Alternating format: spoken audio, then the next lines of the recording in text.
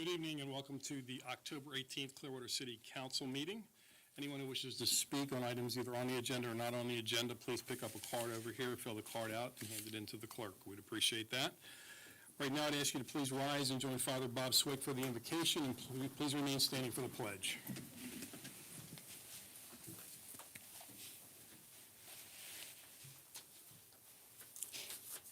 Good evening. Let us pray. Heavenly Father and ever-living God, we thank you for the gift of these devoted leaders of our city. Enable them to act with character, conviction, and compassion, to listen with understanding and goodwill, and to speak with charity and restraint. Give these, our community leaders, a continuing spirit of service. Remind them always that they're stewards of your authority. And Father, we ask you to renew within them the strength of your presence and the joy of helping to build a community truly worthy of the human person. And so, Father, recognizing your servant, St. Francis of Assisi, we pray to make us all a channel of your peace. Where there's hatred, let us bring your love. Where there's injury, your pardon, Lord. And when there's doubt, true love in you. Amen. Amen. Thank you, Father Bob. You're welcome. I pledge pledge allegiance to the flag of the United States of America and to the republic for which it stands, one nation, under God, indivisible, with liberty and justice for all.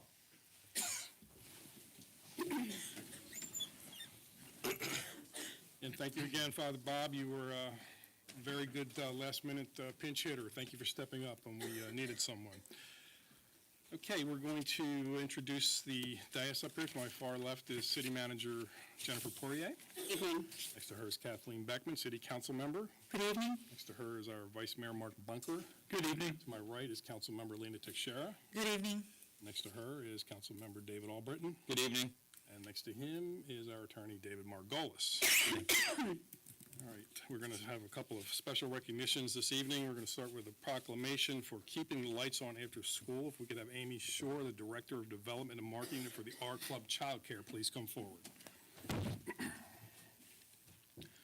Whereas the citizens of Clearwater are firmly committed to quality after-school programs and opportunities because they provide safe, challenging, engaging, and fun learning experiences to help children develop their social, emotional, physical, cultural, and academic skills.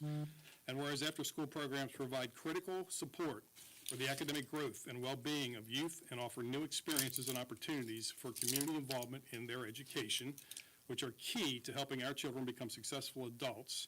And whereas keeping the lights on after school, a national celebration of after-school programs promotes the critical importance of quality after-school programs in the lives of children, their families, and their communities.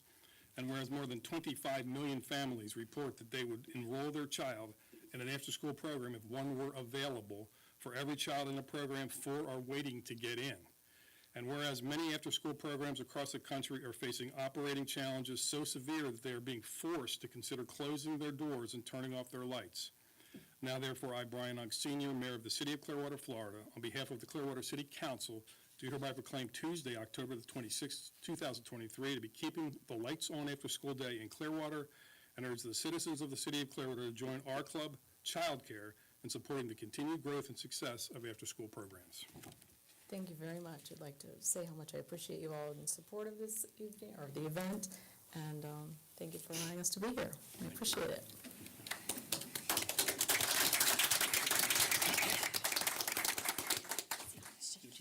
Shake everybody's hand. Thank you. Thank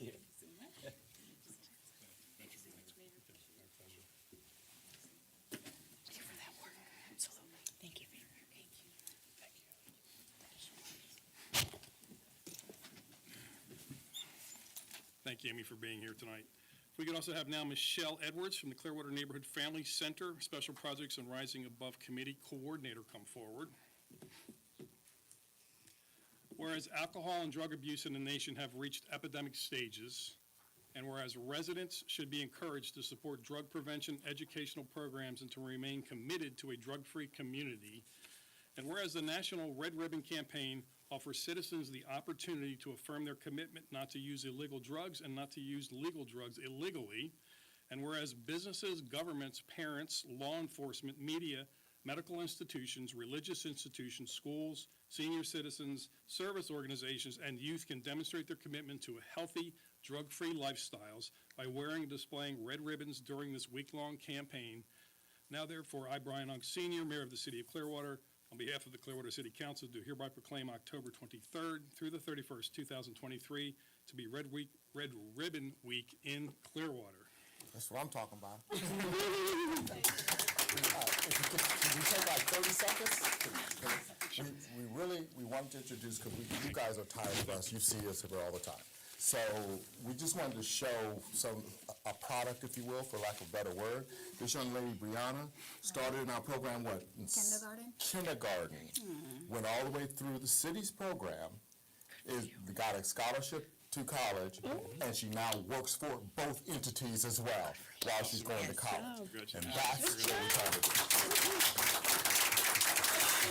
We also want to invite you, Mayor Unks, the City Council, everyone here, the dignitaries here, as well as city staff and the community to our special event, which is Red Ribbon Day, Wednesday, October 25th, from 3 to 5. And it's going to be held at the North Greenwood Recreation Center. And we would like all of you to come. You too, Chief Slaughter? Yes, ma'am. Not anymore. You'll always be chief. I'm sorry, but thank you so much. Thank you. Absolutely.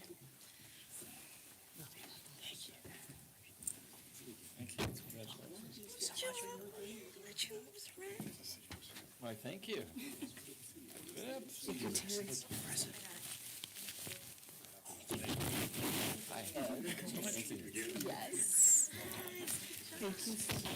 I'll see you next Wednesday.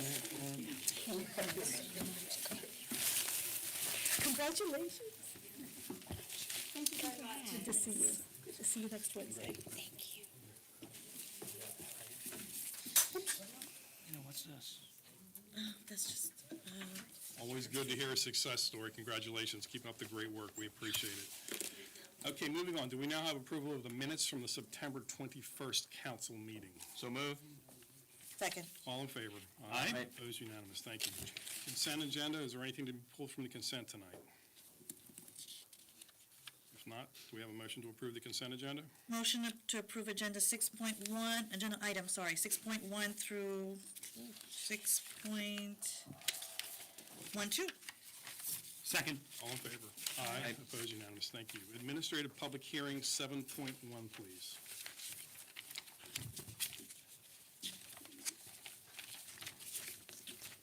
Approve the annexation initial future land use map designation of residential urban, RU, and initial zoning atlas designation of low medium density residential LMDR district for 3121 Downing Street, together with all unincorporated right-of-way of Downing Street, and pass ordinances 9709-23, 9710-23, and 9711-23 on first reading. Good evening, Dylan Prince, Plan Development. This voluntary annexation petition involves a 2.12 acre property consisting of one parcel of land occupied by detached dwelling. The property is located on the south side of Downing Street, approximately 260 feet east of South McMullen Booth Road. The Development Review Committee is proposing that the 0.68 acres of Downing Street right-of-way, not currently within the city limits, also be annexed.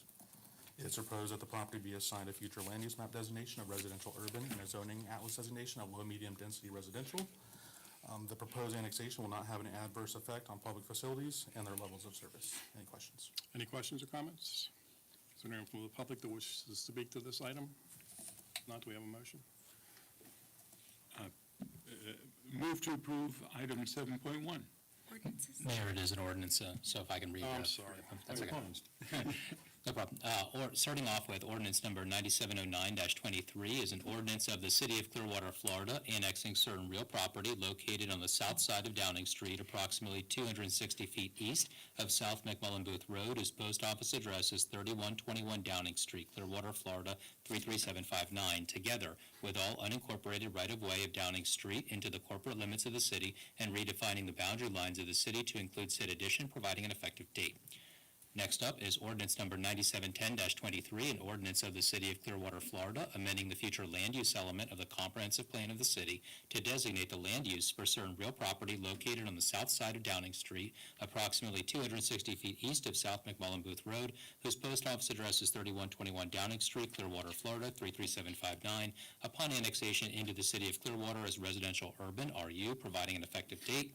Finally, we have ordinance number 9711-23, an ordinance of the City of Clearwater, Florida, amending the zoning atlas of the city by zoning certain real property located on the south side of Downing Street, approximately 260 feet east of South McMullen Booth Road, whose post office address is 3121 Downing Street, Clearwater, Florida, 33759, upon annexation into the City of Clearwater as low-medium density residential, LMDR, providing an effective date. Okay, now do we have a motion? Move to approve item 7.1. Second. All in favor? Aye. Opposed, unanimous, thank you. 7.2, please. Approve amendments to the Community Development Code, rescinding certain previously adopted amendments determined to be null and void ab initio pursuant to Florida Senate Bill 250, 2023, and pass ordinance 9712-23 on first reading. Good evening, Lauren Matsky, Planning and Development. Excuse me. This ordinance was necessitated by the state legislature's passing of Senate Bill 250 this past session, which placed restrictions on municipalities' ability to modify their land development regulations or other ordinances in ways that could be construed to be more burdensome or restrictive. This is placed on all municipalities that lie within a 100-mile radius of where Hurricanes Ian or Nicole made landfall in 2022, and it was retroactive to September of 2022. So this ordinance repeals those portions of previously passed ordinance that would potentially be considered more restrictive or burdensome.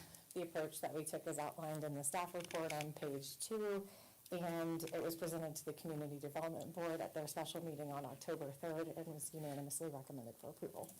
Okay, any questions or comments? Is there anyone from the public that wants to speak to this item? Okay, read the ordinance, please. Ordinance number 9712-23, an ordinance of the City of Clearwater, Florida, making amendments to the Community Development Code by amending Article 3, Development Standards, Parking and Loading Division, by amending Article 4, Development Review and Other Procedures, General Procedures Division, by amending Appendix B, US 19 Zoning District and Development Standards, General Provisions, Sub-District Standards, Site Design Standards, Building Design Standards, and Administration Divisions, by amending Appendix C, Downtown District and Development Standards, Character District Standards, Frontage Standards, Site Design Standards, Building Design Standards, Flexibility and Administration Divisions to comply with Senate Bill 250, Natural Emergencies, certifying consistency with the city's comprehensive plan and proper advertisement, providing for severability, and providing an effective date. Do we have a motion? Move to approve agenda item 7.2.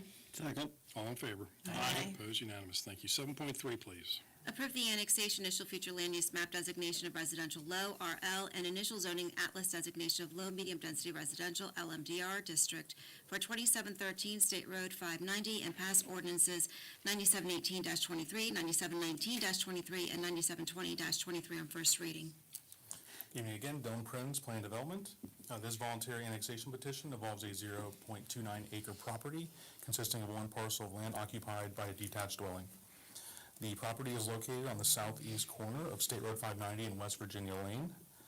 The applicant is requesting annexation or receive sanitary sewer and solid waste service from the city.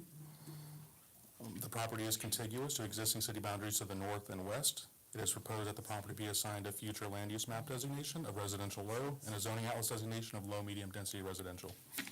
The proposed annexation will not have an adverse effect on public facilities and their levels of service. Any questions? Any questions, comments? Anyone from the public wish to discuss this item? Okay, please read the ordinance. We have three ordinances together, which are ordinance number 9718-23, an ordinance of the City of Clearwater, Florida, annexing certain real property located on the southeast corner of State Road 590 and West Virginia Lane, whose post office address is 2713 State Road 590, Clearwater, Florida 33759, into the corporate limits of the city and redefining the boundary lines of the city to include said addition, providing an effective date. Next up, we have ordinance number 9719-23, an ordinance of the City of Clearwater, Florida, amending the future land use element of the comprehensive plan of the city to designate the land use for certain real property located on the southeast corner of State Road 590 and West Virginia Lane, whose post office address is 2713 State Road 590, Clearwater, Florida 33759, upon annexation into the City of Clearwater as residential low RL, providing an effective date. Finally, we have ordinance number 9720-23, an ordinance of the City of Clearwater, Florida, amending the zoning atlas of the city by zoning certain real property located on the southeast corner of State Road 590 and West Virginia Lane, whose post office address is 2713 State Road 590, Clearwater, Florida 33759, upon annexation into the City of Clearwater as low-medium density residential LMDR, providing an effective date. Okay, do we have a motion? I move to approve agenda item 7.3. Second. All in favor? Aye. Opposed, unanimous. Thank you. 7.4, please. Repeal the Clearwater Comprehensive Plan and adopt a new comprehensive plan entitled Clearwater 2045 to replace it, and pass ordinance 9721-24 on first reading. Good evening, Jamie Lockwood, Planning and Development. Again, before you, we're very excited to see the comprehensive plan finally moving forward. Been a several-year process to get to this point, led by our long-range planning division and lots of assistance from other departments and divisions, and we have lots of those here tonight to answer any questions you may have. So we've presented this to you before. I'm going to keep it as short as I can. I'm going to go over what the comprehensive plan is and its purpose and requirements very quickly, and then we will move into the 6 core chapters of the plan, an overview of those, and then we'll close out with next steps in our approval and finish out with any questions. So a comprehensive plan, long-range document, guides decisions of the future growth and sustainability of the city.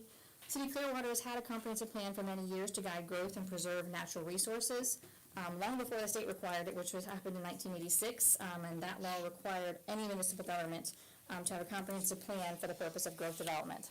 So over time, laws and the vision of the city have changed, so we've done amendments and updates to the plan. Major updates are done every 7 to 10 years. Our last plan major update was done in 2008. We've done minor amendments since then, but this is a complete rewrite, complete redesign, making it a more user-friendly document. So Clearwater 2045 includes an executive summary, the main introduction, and 6 chapters that have goals, objectives, and policies.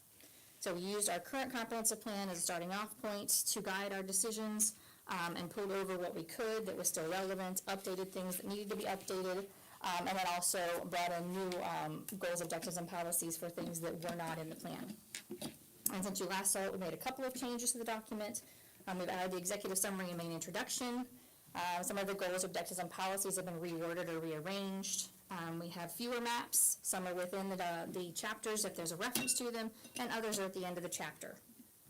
And then we also have a brand new future land use category table to make it easier to read and find the future land use categories, what they are for, and what the density intensity requirements of those land uses are. And lastly, we put a short introduction at the beginning of each of the chapters, cover a little bit of background data, the planning context, and how that chapter will be used into the future. And then at the end of each of those introductions, the goals for that chapter are listed. So we add the executive summary. Is it moving forward? There we go. And that gave you a snapshot of each of the chapters, the colors that are used, the icons that are used, and each of the goals in that chapter. It's a really quick guide for you to figure out where things are in the plan. And then we have the main introduction. That is going to give you a lot of the background information of why we have a comprehensive plan, what the state requires us to have in the plan, how is the plan organized, who's going to use it, and how they're going to use it. Gives a background on how Clearwater history and our development patterns. And then it will get into the process of adoption of this plan and the community engagement process we went through. Our chapters, we're going to start off with quality places. That's our future land use and housing element. That's going to guide land use, development, redevelopment, housing affordability, neighborhoods, and economic development. So as part of this, we established a framework map that delineates our neighborhoods, our corridors, our activity, mixed use, and neighborhood centers, and employment districts. And so we have a detailed description of those categories in the introduction of the Quality of Places chapter, and goes 1 through 4 in the chapter will cover the framework map categories. So the remaining goals in Quality Places cover citywide topics like future land use, housing, arts and culture, and the city's causeways and view corridors.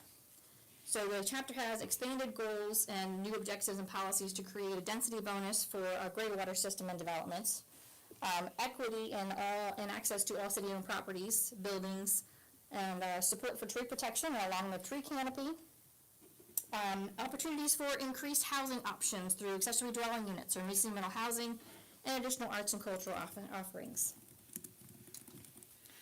So our mobility chapter is our transportation element. Gives us guidance for a safe, efficient, equitable, and sustainable transportation system that serves the needs of our residents, businesses, and visitors.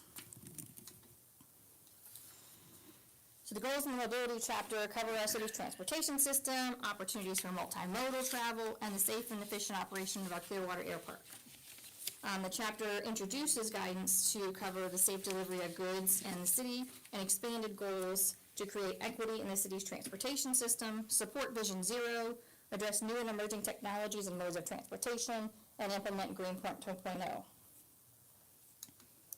Parks and Public Places chapter is our recreation and open space element. It provides guidance for the city's parks, recreation, and open spaces. This chapter is going to ensure that we have park facilities available throughout the city, that we preserve natural features and resources on park property, that we ensure our impact fees are collected and expended to improve our park system, and we have a new goal that was added to make sure that we have equitable design and functioning of our park system. In addition, the city maintains a 10-year Parks and Recreation System Master Plan that was last updated in 2013. We are currently in the process of updating that. So once that is complete, we envision this chapter will be heavily revised and brought back to you for based on the new data that we find. So our Conservation and Coastal Management chapter is our Conservation and Coastal Management elements. That's going to guide our natural and built environment, our air quality, post-disaster redevelopment, educational opportunities, and sustainability and resiliency. So this chapter is going to cover our conservation of natural resources like our beaches, dunes, protected species, and mangroves. Improving our stormwater runoff to protect our water quality, protection of private development and public infrastructure in flood-prone areas, and monitoring and regulating development post-disaster to ensure we are not placing development at risk for future storm-related events. We also have 2 new goals in this chapter. One that's going to build on existing policies to research ways to address and improve air quality, and the other is related to sustainability and resiliency that's largely based on our Green 2.0. So what services serves as our public utilities elements. This is going to provide guidance for the provision and maintenance of our city's operational function, including our public utilities, solid waste and recycling, and stormwater management. So this is going to cover the provision and cost of services as well as maintenance and expansion of infrastructure, buildings, and vehicles for public utilities and other services provided at the city. This chapter does add Clearwater gas, law enforcement, emergency services, emergency management, general services, and a library system that were not covered in our previous plan. And we've also expanded our guidance on reclaimed water as well as solid waste. Lastly, the plan implementation chapter is intergovernmental coordination, property rights, and capital improvements.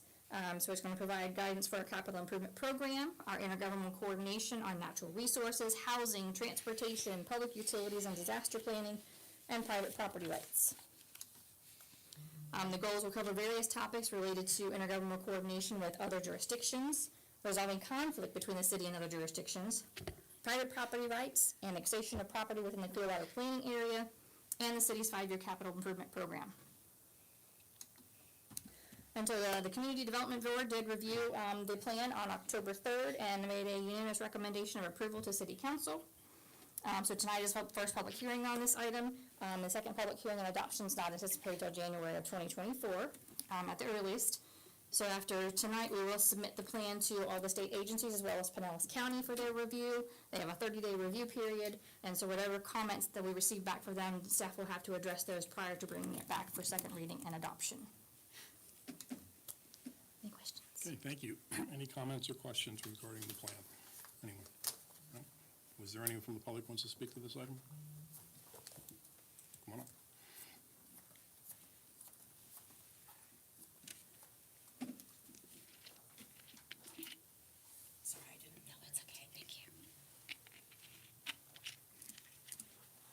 evening.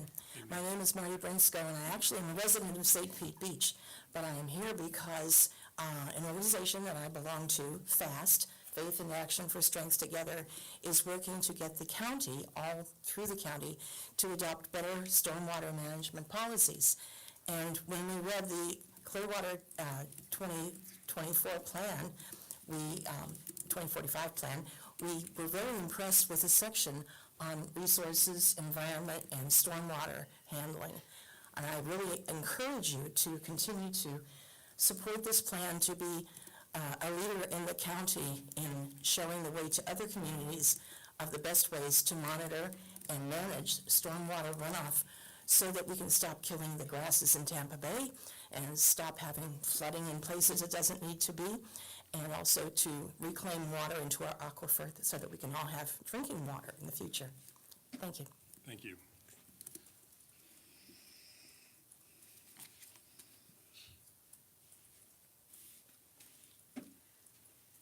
Hi, good evening. David Ballard Geddes Jr. I live at 802 Georgia Avenue in Palm Harbor. I've been before a couple of boards in regards to issues with reclaimed water. The reclaimed water variance application in statute law, statute 15303, section 5, allows eminent domain proceedings against residentially owned properties in regards to a transfer of development rights. I feel as though the water issues based on the 14th Amendment, again, have been contrived. I believe this development right and this eminent domain claiming of civilian properties based on the reclaimed variance application is a serious issue that needs to be legislatively tabled for discussion, and our subjection of liberties and property rights as due process in the 14th Amendment while contriving water jurisdictions is unwarranted. The unwarranted jurisdiction in the Declaration of Independence, I feel as though, is relative to its jurisdiction in the 14th Amendment, appallingly so. The Constitution hinges on a pronoun, and I am here to express my displeasure with such lawmaking. Thank you. Thank you. Anyone else on this item? Just on this item. Okay. Any other discussion? If not, Move to approve item 7.4. Second. Mayor, if I could, yes. this is ordinance number 9721 dash. In fairness, it really doesn't matter whether it's read before or after the motion is made, as long as we get it on the record. So ordinance number 9721-24 is an ordinance of the City of Clearwater, which is called the City, Florida, relating to the Clearwater Comprehensive Plan, repealing the plan's future land use, transportation, housing, utilities, coastal management, conservation, recreation, and open space, intergovernmental coordination, capital improvements, public school facilities, and property rights elements, and adopting Clearwater 2045, the City of Clearwater's new comprehensive plan, including the quality places, mobility, parks and public places, conservation and coastal management, support services, and plan implementation chapters, which include all required plan elements and maps pursuant to Chapter 163, Part 2, Florida statutes, providing for severability and providing an effective date. Okay, now, do we have a motion? Move to approve item 7.4. Second. All in favor? Aye. Opposed, unanimous. Okay, for the next three items, 7.5, 7.6, and the quasi-judicial hearing of 8.1, I am going to recuse myself, turn the gavel over to the hands of our Vice Mayor, the capable hands, and let me know when it's over. Thank you, Mayor. So 7.5. Approve the annexation of 210 Meadowlark Lane together with an unaddressed parcel on Meadowlark Lane together with all unincorporated right-of-way of Kentucky Avenue and an unnamed alley and pass, ordinance 9706-23 on first reading. Dillon Prince Plan Development. This voluntary annexation petition involves a 0.540 acre property consisting of two parcels of vacant land. The properties are located on the west side of Meadowlark Lane, approximately 820 feet north of Gulta Bay Boulevard. The applicant is requesting annexation in order to receive sanitary sewer and solid waste service from the city. The Development Review Committee is proposing that the 0.24 acres 2.4 acres of Kentucky Avenue right-of-way, an unnamed alley not currently within the city limits, also be annexed. The properties are contiguous to existing city boundaries to the northwest and east. The proposed annexation will not have an adverse effect on public facilities and their levels of service. And the next two items are the concurrent future land use plan amendment and zoning atlas amendment applications that the applicant has also submitted. Are there any questions? Thank you. Do we have any questions or comments? Hearing none. Anyone from the public wish to speak? In that case, Mr. Margolis, I believe you have an ordinance. Yes, sir. We have ordinance number 9706-23, an ordinance of the City of Clearwater, Florida, annexing certain real property located on the west side of Meadowlark Lane, approximately 875 feet north of Gulf to Bay Boulevard, whose post office address is 210 Meadowlark Lane, Clearwater, Florida, 33759, together with an unaddressed parcel located on the west side of Meadowlark Lane, approximately 760 feet north of Gulf to Bay Boulevard, together with all unincorporated right-of-way of Kentucky Avenue and an unnamed alley into the corporate limits of the city, and redefining the boundary lines of the city to include said additions, providing an effective date. Very good. Do we have a motion? Move to approve agenda item 7.5. Second. All in favor? Aye. Unanimous. 7.6. Approve a future land use map amendment from the residential urban RU Pinellas County category to the institutional I category for 210 Meadowlark Lane and an unaddressed parcel on Meadowlark Lane, and pass ordinance 9707-23 on first reading. Dome Prince Plan Development. This future land use map amendment involves the parcels we just annexed into the city. And the applicant is requesting that we are amending the future land use category of the properties from residential urban to institutional. The applicant has indicated plans to develop the properties with a softball field, but no site plans have been submitted at this time. The Community Development Board unanimously recommended approval of this item at its October 3rd public hearing. Questions? Thank you. Questions, comments? No? Anyone from the public wish to speak to this? Hearing none, Mr. Margolis. Thank you, Vice Mayor. Ordinance number 9707-23, an ordinance of the City of Clearwater, Florida, amending the future land use element of the comprehensive plan of the city to change the land use designation for certain real property located on the west side of Meadowlark Lane, approximately 875 feet north of Gulf to Bay Boulevard, whose post office address is 210 Meadowlark Lane, Clearwater, Florida, 33759, together with an unaddressed parcel located on the west side of Meadowlark Lane, approximately 760 feet north of Gulf to Bay Boulevard, from residential urban, RU, to institutional, I, upon annexation into the City of Clearwater, providing an effective date. Thank you. Do we have a motion? Move to approve agenda item 7.6. Second. All in favor? Aye. Unanimous. So, moving on to quasi-judicial public hearings. Wait a minute here. 8.1. Approve a zoning atlas amendment from the R3 Single Family Residential Pinellas County District to the Institutional I District for 210 Meadowlark Lane and an unaddressed parcel on Meadowlark Lane, and pass ordinance 9708-23 on first reading. Dome Prince Plan Development. This is the concurrent zoning atlas amendment to the previous proposed future land use map amendment. The applicant is requesting to amend the zoning atlas designation of these properties from the current Pinellas County designation of R3 Single Family Residential to the institutional designation. The Community Development Board unanimously recommended approval of this item at its October 3rd public hearing. Thank you. Comments, questions? Anyone from the public wish to speak to this? Hearing none, can we have the ordinance? Ordinance number 9708-23, an ordinance of the City of Clearwater, Florida, amending the zoning atlas of the city by rezoning certain real property located on the west side of Meadowlark Lane, approximately 875 feet north of Gulf to Bay Boulevard, whose post office address is 210 Meadowlark Lane, Clearwater, Florida, 33759, together with an unaddressed parcel located on the west side of Meadowlark Lane, approximately 760 feet north of Gulf to Bay Boulevard, from R3 Single Family Residential to institutional I, upon annexation into the City of Clearwater, providing an effective date. Do we have a motion? Move to approve agenda item 8.1. Second? Oops, sorry. Second. All in favor? Aye. Unanimous. You wanna get the mayor now? We get the mayor now? No, it's okay. It's just information, it doesn't say. Well, we're waiting to have the mayor come back in. Oh, here he is.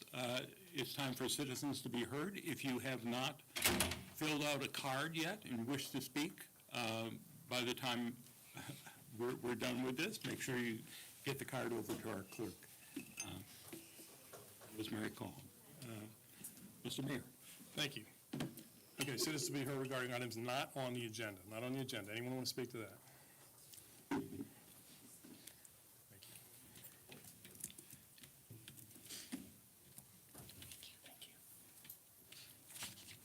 Hi, good evening again. David Ballard Geddes Jr. I live at 802 Georgia Avenue in Palm Harbor. The residents of Pinellas County were told that the Pinellas County Home Rule Charter began in 1980, and this is not true. Pinellas County Charter, Section 2.04P, sheds light to an interlocal agreement, which brings into focus the Interlocal Cooperation Act of 1969, which bases Chapter 163 of the Florida State Statutes. The Interlocal Cooperation Act of 1969 creates a separate legal entity, a jurisdiction of such that's been given rights to exercise the power of eminent domain, intending on privatizing government through downtown local redevelopment programs as recognized in Statute 163.345, seen as a transfer of county function and power in Home Rule Charter Section 2.04Q as enumerated in Statute 163.410. The Charter is intent on enacting jurisdictional powers of such as enumerated in Section 2.01 of the Charter in recognition of the enumeration clause in Article 1, Section 2 of the U.S. Constitution stemming from 236 years ago. The enumeration of such privatized redevelopment zones and their jurisdictional powers of eminent domain is relative to a direct tax base directly taxing the civilians, which bases the jurisdiction of the 14th Amendment and the so-called due process clause, making privatized downtown jurisdictional redevelopment zones as chartered as being ratified on the 14th Amendment 155 years ago. The blighted and slum-like conditions basing today's reasoning for downtown redevelopment zones and the need to rehabilitate downtown was recognized 46 years ago based in Statute 163.357 back in 1977 and was deliberately neglected as an objective to help aid and abet in the formulation of interlocal privatization downtown redevelopment based in Statute 163.345. Again, the county charter is a navigational scheme being used to help aid and abet in a long-standing constitutional carpetbagging operation based on the 14th Amendment. Thank you. Thank you. Anyone else on items not on today's agenda, not on the agenda?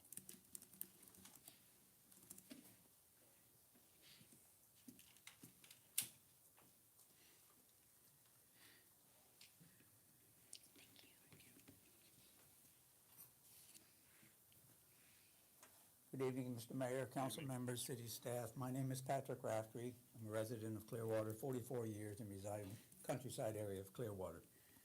I'll speak on a topic that just came, I believe, to the residents' attention in detail in an article in the Tampa Bay Times, and this is in regard to the salary review and salary increases being proposed for the city staff.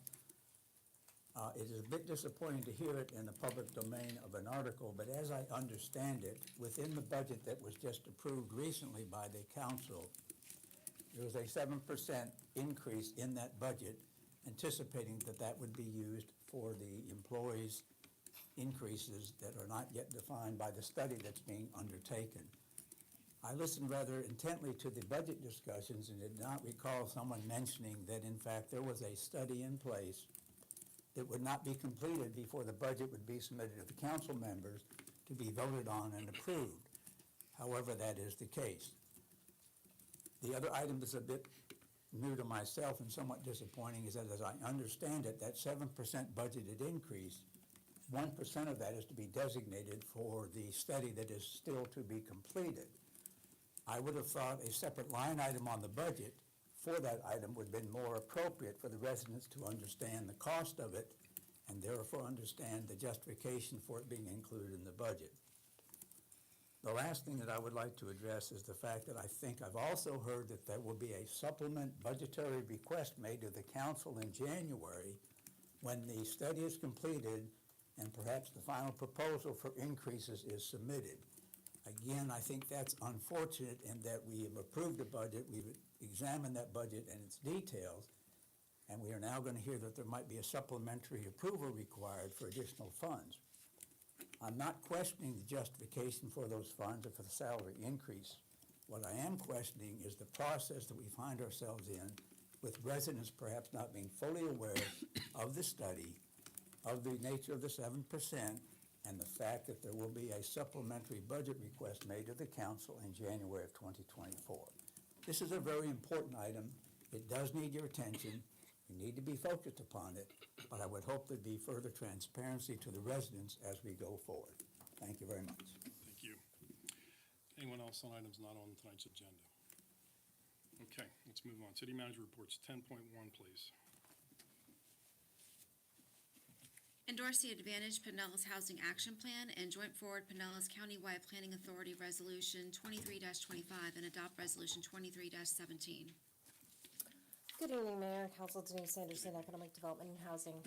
So as we discussed on Monday, this is an endorsement of the Pinellas County Housing Action Plan, which was presented at the Homes for Pinellas Summit on April 28th, It is also an endorsement of the joint resolution passed by Forward Pinellas and Pinellas County, placing Forward Pinellas in the lead role for the implementation of the plan. Be happy to take any questions. Any questions or comments? Anyone from the public want to speak to this item? Great resolution. Mayor, this is Resolution 23-17, a resolution of the City of Clearwater, Florida, endorsing the Advantage Pinellas Housing Action Plan and Pinellas County Joint Resolution 23-25. Do we have a motion? Move to approve agenda item 10.1. Second. All in favor? Aye. Opposed, unanimous. Thank you. City manager, I think, wants to say something from Mr. Rafferty to respond to his concerns. Yes, please. Thank you, Mayor. Mr. Rafferty, I just wanted to let you know that we did discuss this. Human Resources did a presentation during our strategic budget planning session where we went over all of our initiatives regarding recruitment and retention of our staff. And in that presentation, we spoke about that we were in the process of a pay and classification study and that it would be completed in January. And since we did not know the cost of that, that we would be coming back for a budget amendment. So just for the record, I wanted to make sure you knew that it was discussed publicly. Okay, thank you. All right, let's go to city attorney reports, 11.1, please. Mayor, I think we know what this item is for, which is for the discussion on runoff elections and the ballot question. I will go ahead and read the title of the ordinance now, if that's okay, because that way, in case there's any proposed amendments, there's time to consider that.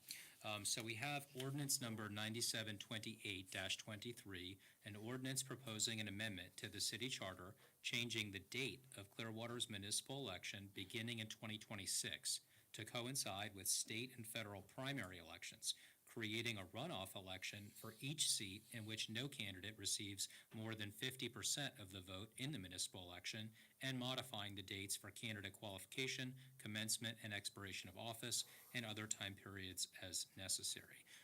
Mayor, that is the title. Happy to answer any questions. Any questions or comments on this item? Yes, sir. Okay, well, said I'd take a look at this and see if I could come up with at least the language on it. Maybe make some changes, and I've reviewed it. I think I think it says everything we need to say. It's pretty concise, and I don't have any amendments to make to it. Okay, thank you. Anyone else on this? Anyone from the public want to speak to this item? This item.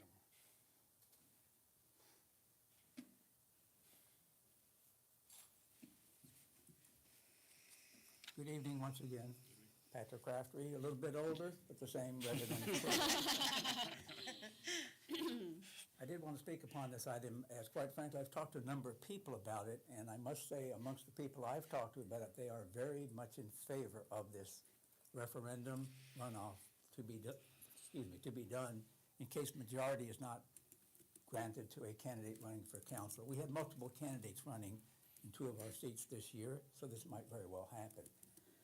I think one of the things that everybody was talking about is they want to make sure that that person that sits on this dais that represents the residents does reflect the majority of the people that elected them to that office. Now, that might require a runoff. That runoff might require some compromise on what you really wanted to have in that candidate, but you will be compelled to vote and select the candidate that best represents you, and therefore it will be a majority of the residents saying this is the person they want sitting on the dais. Of course, there are some issues with respect to having a runoff, but I think if the candidates sign up to be candidates, they should understand that they need to do a good job of selling themselves, so when the first election is held, perhaps there is no need for runoff, because they can distinguish themselves from the other candidates where they easily or not so easily get a majority of the votes. But let's say that doesn't happen and there is a runoff. I would like to suggest that once you decide to become a candidate, you do understand there's a risk of a runoff, and there might be additional expenses associated with that.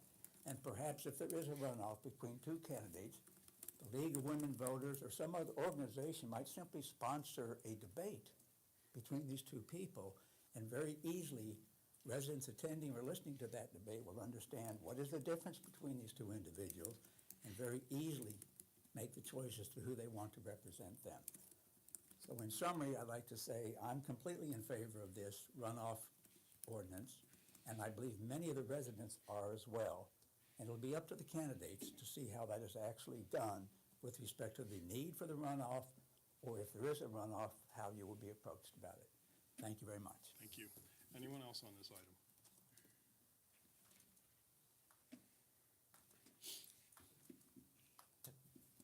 Travis Norton, 310 Cary Drive, Clearwater. I'm here, thank you, good evening, council members and mayor. Today I'm in support of this item, primarily because a lot of people talk about what the election dates mean as far as voter turnout, and I did look up actually voter turnout in 2022 for 3 precincts. And in March 15th of 2022, the percentages to the August 23rd election in comparison to State Representative 58 turnout for that was pretty comparable, actually. 28% overall for that, actually for seat 4 versus 32% turnout. The big difference came in November when it was about 61% turnout overall. And for the 3 precincts I looked at across the area, the big difference, of course, was November. But the big thing about is that I would like to point out, beyond just the turnout and the percentage numbers, is that going back to earlier this year when the Mayor Hibbert had resigned, the comment came out was that right now, by Councilmember Albritton, said we need to find somebody that knows what's going on, not a newbie coming in. That's the worst thing we need right now.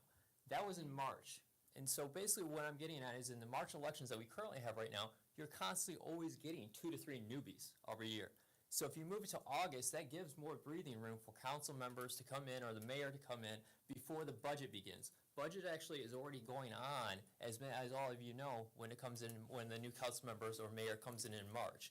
And that's no way to conduct business, and that's one way of talking to my peers across, and also talking to elected officials in Hillsborough, that right now, that they're also looking at it right now, that there's no way, when Mayor Castor came in, she was dealt with a budget, and she's like, well, I've got, I only have a few months before I have to sign this off, and it's millions of dollars, and, right now, so you have only a short time to get educated when you're elected in March, especially for larger cities. For smaller cities on the coast and in the beach communities, that's fine, especially when you have either weak mayors or very city manager style of governments. And even though we have a city manager style of government here, we do have a very large budget.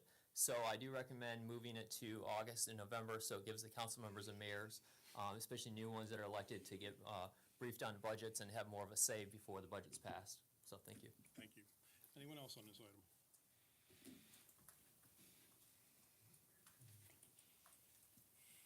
Hi, good evening again. Thank you very much for allowing me to speak a third time. The alignment with the charter election, with the federal election, has my attention. The 25th Amendment of the U.S. Constitution and the disability clause doesn't so much apply to the person as the disabling of the office of the presidency itself, thereby allowing legislation to step into an executive role in such assumption, assuming such powers of the earth as written in the Declaration of Independence. Again, we're falling back on the 14th Amendment, legislatively bringing forth or naturalizing or birthing water jurisdictions. Thereby, they would be claiming such dominion as written in the Declaration of Independence. The coincidence of the timing of such election with the federal election in regards to the disabling of the office of the presidency under the 25th Amendment is very concerning in regards to what I feel as being an insurrection. Thank you. Thank you. Anyone else on this? Anyone else? Okay. I think we all saw the editorial today in the Tampa Bay Times, and basically paraphrase a couple of things. Making voting easier by consolidating the elections into the national and state cycle is a boon for democracy. And they go on to say that they supported it in St. Pete. St. Pete, the voters overwhelmingly supported it. We'll see what happens here if we pass this, but I personally, again, think it's a great idea, and I've heard, as Mr. Rafferty has, we live in the same area, so people up there have been saying to me for a while that this is something we need to look into. So that's why I brought it forward when I did, and again, I did it. The timing was because the city attorney told me if we don't do it now, we won't get it on the ballot because it's a complicated question. So any other discussion on this at this point in time? Okay, do we have a motion? Oh, sir. Yeah, I'm content with it being on the ballot. I think the voter should have the option to give an answer on this. I do, though, want to continue to point out that money is a huge factor in any race, anywhere, anytime.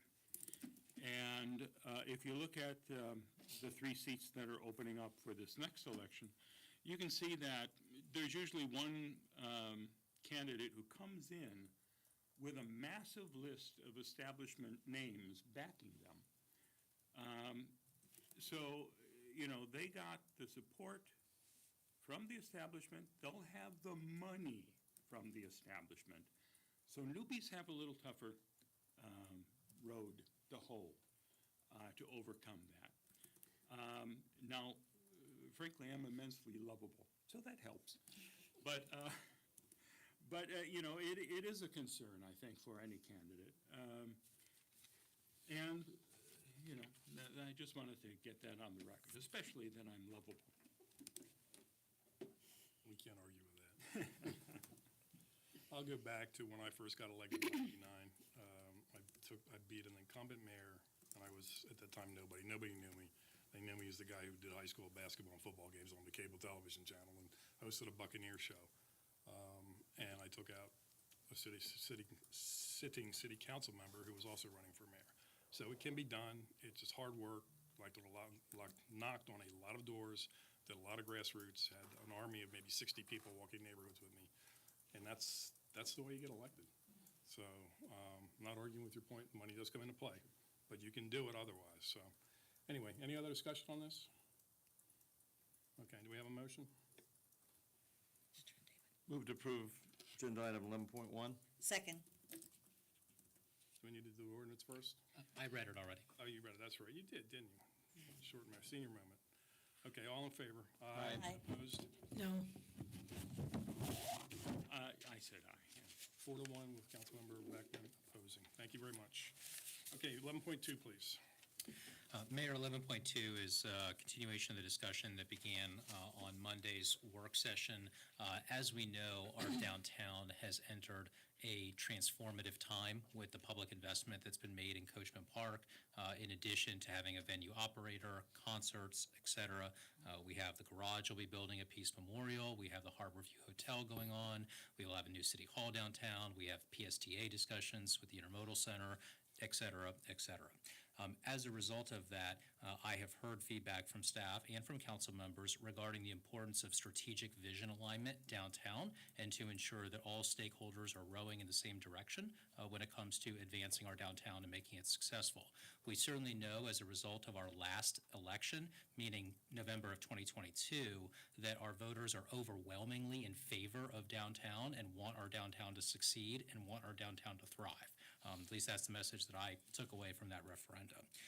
That said, I've also received feedback from both staff and from elected officials regarding concerns that our Downtown Development Board may not be rowing in the same direction when it comes to actually supporting downtown development, utilizing their millage appropriately, and supporting organizations. So the question before the council is whether you would like to have this brought up to our legislative delegation. We do have this time of year to bring issues to the local delegation if the council would like to explore a local bill relating to DDB and downtown strategic alignment. In short, that is a presentation that must be made to the local delegation of the legislature. It's how local bills are brought forward, and if it is something that the council is interested in, it could be considered by the legislature in this coming session. Depending on how the bill is structured, it could give the council greater oversight, as well as the CRA greater oversight of DDB, and it could also restructure the DDB to ensure that it aligns with the CRA's and city officials' vision for downtown. That, I'm happy to answer any questions, but if it is something the council is interested in, the clerk and I would like that direction formally from the council. If so, then we would bring that up to the delegation, which is, I believe, their next meeting is on Thursday. Actually, no, so Thursday is their, yes, next Thursday is our hearing, and tomorrow is the agenda deadline, so I would need to advise the delegation that we have at request. Okay. What's your pleasure? I'm in support. I am. Me too. Yep. Me too. Unanimous. That was easy. Okay. Is there anyone who wants to speak to this? Okay. We don't need an official vote, right? We just need No, a direction. directions is Okay. plenty. All right, item number 12, other council action, discuss the city attorney and the city manager's salaries. Who would like to start?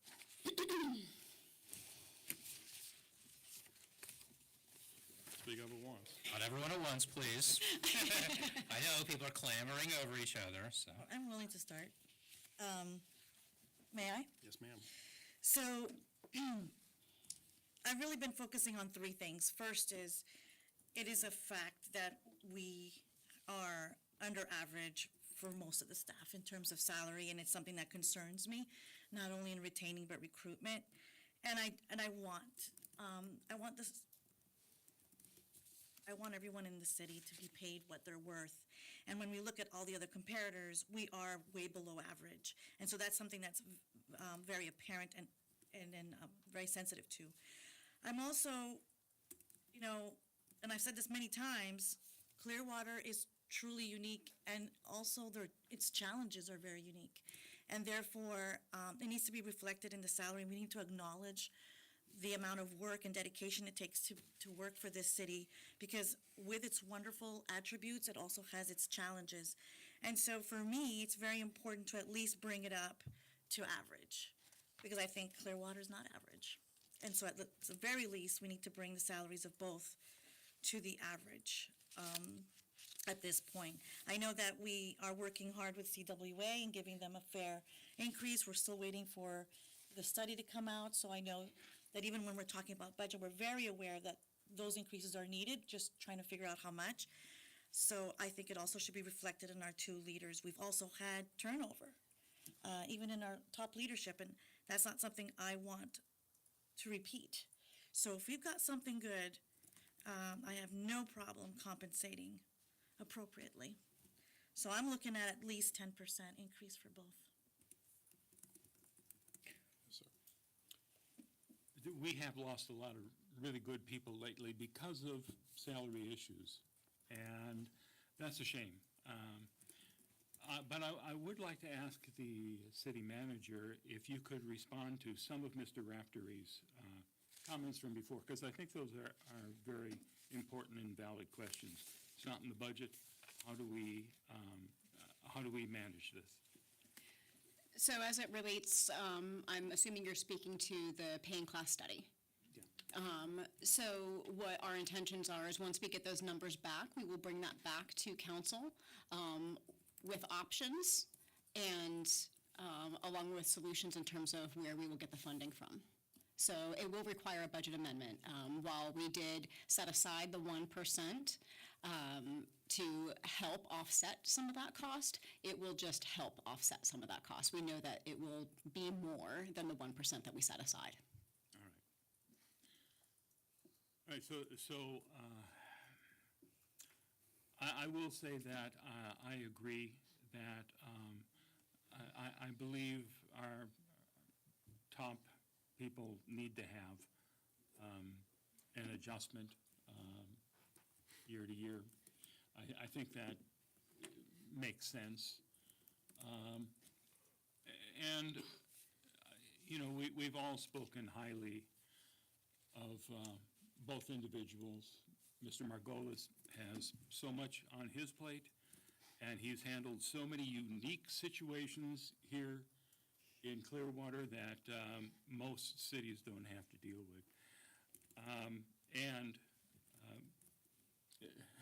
City Manager Poyer continues to have things pop up every day that are serious things that need to be dealt with. And I know what a juggling act it is and how great a job that you've been doing facing all these crises, not all crises, but when there is something like the library pipes bursting or what's in the news right now. I mean, these are major things that fall on your plate. So I think raises are appropriate. So I would ask, I agree, I looked at this as far as we've been given information about comparable salaries based on population and comparable salaries based on FTE counts. And then we have, I've considered the evaluation rating. So I had given our city manager an exceeds and our city attorney significantly exceeds. So I look at those components. One thing I wondered, Councilmember Teixeira, though, you had said to bring their salaries up to the average, but we have a different average for population versus FTE, and I'm wondering, you know, what you're considering. I was looking at a 12% increase for our city manager and a 14% increase for our city attorney to bring them closer to alignment, and was really kind of looking at more of the population, I think. So I'm agreeable to that. When I meant at least 10%, I meant that's where we're starting. Okay. But I'm open to that. Like I said, when I review the year and the evaluation and the circumstances, these are individuals that have been excelling in very challenging times for such a prolonged period. And then when you realize, or when I realize how much less they're making than other cities that are sleepy, I can't in good conscience even consider anything under than 10. So, but if you're willing to go to 12, 14, I'm open to that as well. I would prefer 12% for both. I don't think we should favor one over the other. I know one's making a little bit less right now, but I could make an argument in a lot of ways, which I don't really want to do right now, but I personally don't want to give one more than the other, but that's my personal opinion. You guys say what you want to say. Mr. Humphrey. You know, I really went over these numbers this afternoon, and wow, I thought I was really high on what I was going to give them, because I've gone through so many of these, and you know, you give somebody a 4-5% raise, that's a lot. What I did is I went through and tried to average out what I thought the population, you know, we did it by the population and with FTEs, and there were counties and cities in here. There were some that I took out, but I tried to get something in the middle of the road of the, at least the chart that we were given. And, you know, the city manager right now is about 240 and a half. I thought a 17,000, a 7% increase would have brought it to 257, which would be right in exactly the middle. Four cities were higher, 4 cities were lower. Then when you look at the cities with the same population or approximately the same, you know, FTEs, or that put her right in the middle. Yeah, it's hard to do this because I really, really do like Jennifer Poyer, our city manager. I think she hadn't even been here a year, but in the 9 months that she's been here, she's tackled some unbelievable things that I think any other city manager we would have had in the past would have had a hard time with. And, you know, we were saying, well, she's not really qualified. Let me tell you, when I gave you the evaluation, you really handled everything extremely well, you know. So I'm okay with doing better than this. I tried to do the middle of the road. Let me talk about the city attorney. You know, on Monday, I thought I was looking at 8% because, you know, one of the things David did, and he's been here longer than a year, one of the things he did was reevaluate his whole legal department and all the departments of the city and took everybody under one department, which saved a lot of money. It saved us a lot of money. And when I started looking at this and what other city attorneys were making, I ended up going 9% because I figured that he really did first of all, I don't want to see either Jennifer or David leaving, and it seems like a lot of our municipalities around our area are sucking our employees from Clearwater, and evidently we're not paying enough. And that really bothers me, and I think, you know, we ought to make a statement with our 2 top employees, well, with our employees. They're our employees. They're the council's employees. We ought to make a statement with that. And so with David, you know, ended up being right in the middle as well, but I'm okay with saying we could do 12% on both, because I want to see both of these people stay with us and do as, you know, as good of a job as they've done in the last year, because we really need it. Clearwater does have a lot of moving parts and a lot of challenges that, let's say, you know, when I was looking at the cities in here, Lakeland, come on, what does Lakeland have? Publix? I mean, you know, we have a lot of things going on here, so. Let's not disparage Lakeland. I like Publix. I do my shopping there.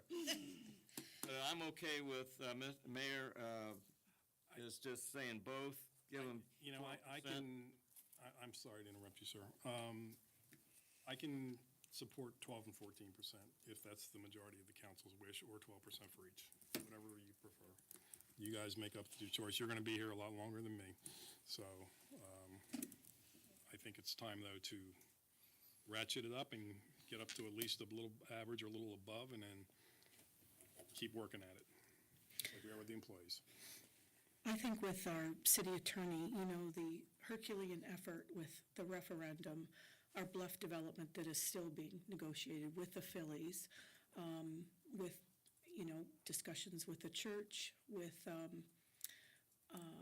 what else do we have, David? We have, Almost sounds like, what don't we have? Yeah. I mean, I think that both the manager and I, as other council members have pointed out, have a lot on our plates. There's a lot of exciting things about Clearwater. It's one of the reasons I came to Clearwater, is that we have a lot of big challenges here, and I love the challenge of the city and all of the things that we work on. I know Jennifer feels the same way. But I was kind of running through the list myself of the list of complexities that I think are not always evident. A lot of them we are, I don't want to say insulated from, but we take them for granted here because they're just part of our lives, but they are not, to Councilmember Albritton's point, always comparable in other cities. And I can tell you all, having worked in other cities, they're not comparable. So, for example, here in Clearwater, we have structural things like a gas company. Right now, a gas company is great that we have that. It pays a dividend to the city, provides service for 30,000 customers, but that in and of itself provides a different level of complexity that has to be managed on environmental laws and all kinds of things that go along with that. The pension fund is something that we've heard about, right? The pension fund is something that a lot of cities either do not run themselves, they're either part of the state FRS system or something else, right? That's a complexity level. The unions that we have here is a complexity level. The beach, being one of the most popular in America, is a complexity level. The Phillies having a spring training home here and potentially, hopefully expanding here, is a complexity level. The CRAs. charter, right, the CRAs we have, having 2 CRA districts now is a complexity level, particularly because it is managed directly by the council, whereas some cities delegate that to advisory boards and others who manage the CRAs. All of the tourism interests that we have here in the city, Beach by Design, the unique planning issues that we have here, the private-public partnerships that we have with Ruth Ecker, with Fly USA, the air park. None of these things are bad. These are all good things about Clearwater. These are wonderful things about Clearwater, but they are structural complexities that I think do not, at least in combination, exist in other cities. I'm not ashamed to say that I find this to be a very challenging job. I think it's wonderfully challenging, but there is no doubt that the skill level required, I think, to be a successful city attorney or city manager in a city like Clearwater is high. And I say that compared to many other cities in Florida. I'm not ashamed to say that at all. I think both positions have a lot of challenges, but they're very different, right? You deal with a lot of intricacies and all those legal contracts you're dealing with and all the negotiations. On the other hand, the city manager is working with 1,900 people, and she has a lot more moving parts, maybe not as intricate as yours. So I kind of I don't want to say who has a heart, it's just two different species. I do like doing both at the same rate. I think it's, at least for this year, because I don't feel comfortable saying one performed the other. I don't know, I would be Totally comfortable. up to you guys, and I have strong feelings about the work required by both, but I'm not gonna go on record and I just upset anybody. There's a lot that goes on in both. Both have done an outstanding job. The reason why I said maybe 2% more for Mr. Margolis was because he did cut back $40,000 out of his budget of the outside attorneys. But if you're both, I'm gonna leave it up to you guys. If you think 12 and 12 is good, I'm good with either way. I do want more than, no disrespect, but more than 7 and 9. Okay, so. I'm okay with going to 12% for both. And one other thing I want to just say for the record, they work great together. In some cities, they don't. They're at odds with each other. But I'm telling you, they mesh well. They both work great together. So I just wanted to put that on the record. And I wanted to bring up 2 other complexities to Mr. Margolis's job. The big one, of course, is what some refer to as the church, and which I just call out, Scientology. And then the other complexity is you have a council member who continues to call out Scientology. And I know that doesn't make your job easier, probably doesn't make anybody's job easier. But I think it's important to point out the way the organization works. Nothing against the people or the beliefs. It's just that the organization is not the good neighbor that they pretend to be. They're holding our downtown hostage, and we have to face that. We have to do something about that. I would love them to be good neighbors. I would love them to to be an entity that we can get along with. I think they need to, or David Miscavige needs to make some changes in order for that to happen. So, this complexity, at least for a few more months, is still on your plate. Okay. What's your pleasure? Does it require a vote, or is this just a discussion? No, a vote, please. And also, when you include the vote, when would you like the increase to be effective would be helpful as well. Okay. Well, I make a motion to have the city attorney receive a 14% increase and city manager to receive a 12% increase effective October 1, our fiscal year. That's fine. Second. Okay. All in favor? Aye. Opposed? Unanimous. Thank you. All right, congratulations. Keep up the good work and keep working together.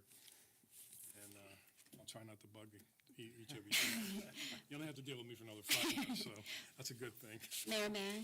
Yes, ma'am. I just want to say thank you very much, and along the lines in terms of what we've been through, I also want to remind us what we have ahead of us, and with our strategic plan that encompasses a very aggressive and exciting strategic priority list that is going to require staff to carry that out. And so while I graciously appreciate the consideration for the salaries for the city attorney and I, we will need staff. I know, speaking for myself, I have only been successful and achieved what we have achieved due to the staff that we have here for us. And so thank you for the recognition of that. And I look forward to all of our employees feeling that we are investing in the employees and not just here at the top. So thank you very much. Good points. And when does this normally take place, Rosemary? Does it normally calendar year, or is it normally the fiscal year? Increase? Yes, for the, Usually the fiscal year, so October 1. okay. Everybody good with that? Yep. That was not part of the motion. Okay, that's when we'll do it. All right. Closing comments by council members. We will start to the left this evening with Mrs. Beckman. Just hope everyone has a wonderful weekend. And I wanted to say I really appreciated seeing the Red Ribbon Campaign folks up here today. They do great work. And anything that I say from this moment on does not reflect on them. Absolutely not. I do want to point out that the Red Ribbon Campaign is something that Scientology exploits across the country to get the word out that L. Ron Hubbard, the great humanitarian, has an anti-drug program. That's not the folks who are here today. I'm not talking about them. I just wanted to point out that, they use anti-drugs, that message, to get into public schools, and our schools do not allow them to bring the drug-free marshals into the schools to talk to the kids. The idea being, well, let's say don't do drugs, and let's tell you all about this great humanitarian L. Ron Hubbard. So along those lines, I say to kids, don't do drugs. I also say don't be fooled. And that goes to the rest of us as well.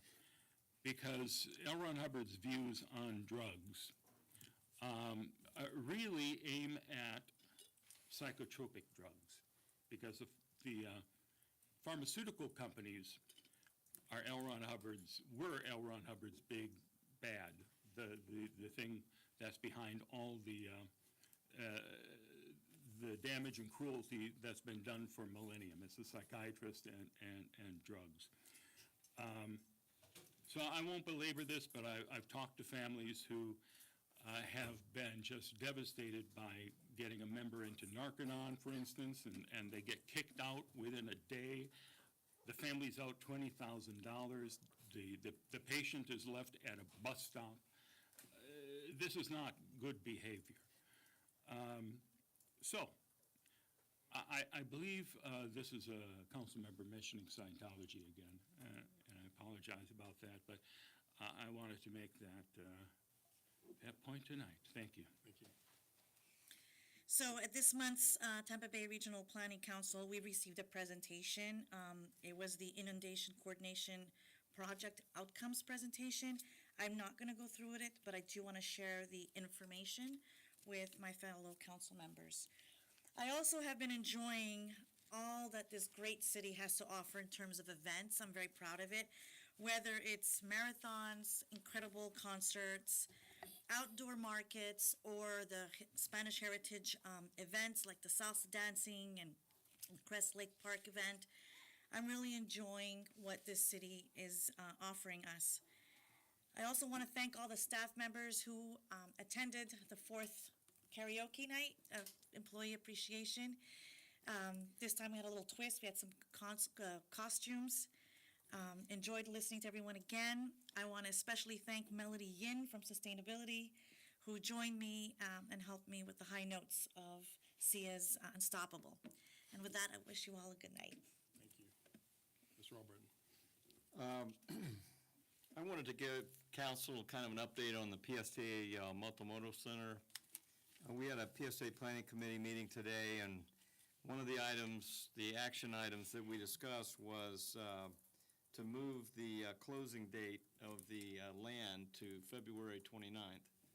And the reason being, they're about 30% complete on their drawings, and one of the things that I was aware of a couple of weeks ago is that they were having some issues with planning, reviewing the drawings, trying to get what they needed in the size of their lot.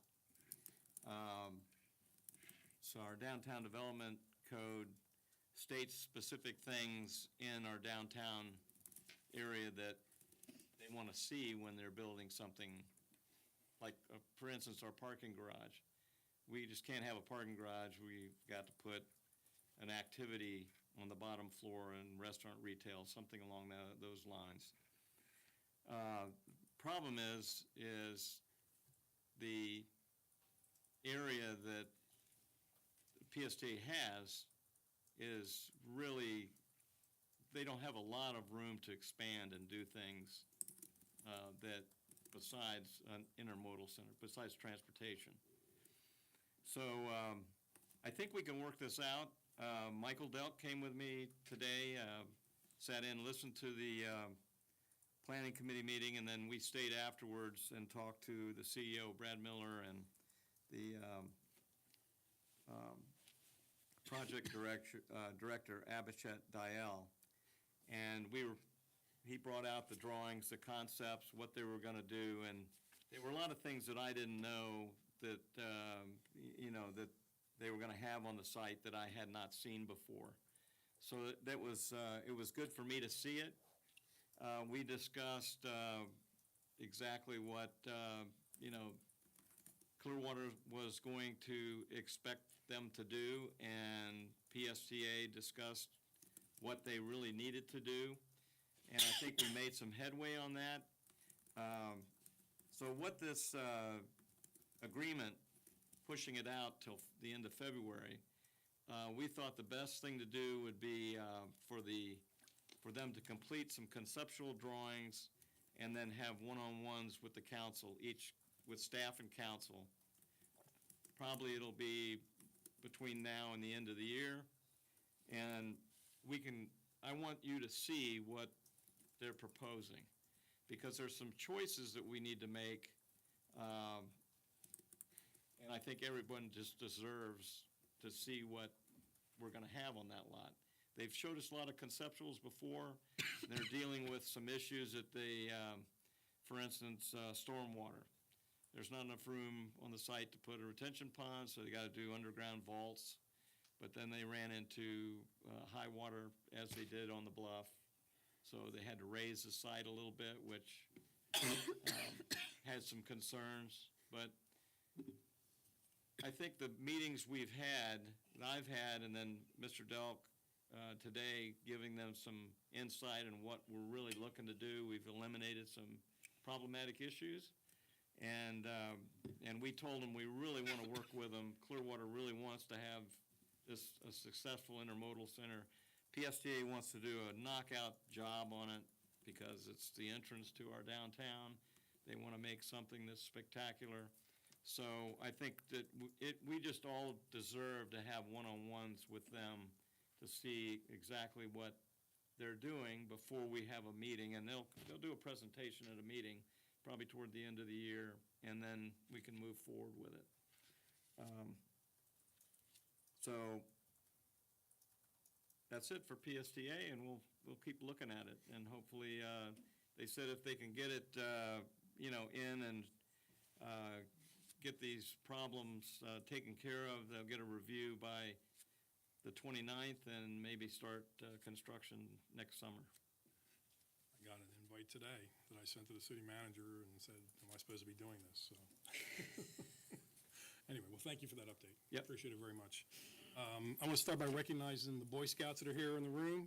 They're working towards their Citizens Badge, working towards the Eagle Scout. Right. Congratulations. Give them a round of applause.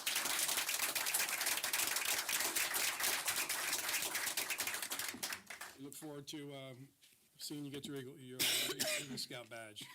Thank you for coming out and sitting through this exciting meeting. You'll be putting it all over social media how great it was, right? But thank you, and good luck in your quest, and thanks for coming out. You get a patch for that. Yeah.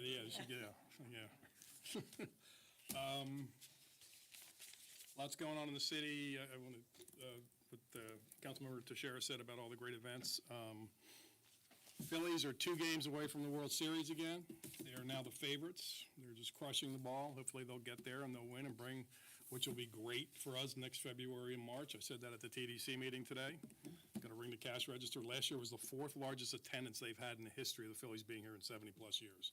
Next year will be even better with this excitement going on. So good luck to them. They play tomorrow, Friday, and Saturday, if necessary, in Arizona. Then, if necessary, they come back to Philadelphia Monday and Tuesday. And finally, some of you know that I'm friends with an old guitar player named George Thorogood, who's going to be here with Sammy Hagar on the 28th of October. And I got invited to go on the stage with him for his second and last songs to play the maracas. I got my maracas in today. I just haven't been able to use them. So don't boo me too loudly. I look forward to it. Anyway, great meeting, and we will see you all next time. Thanks for coming out. Something's going around with a little cough.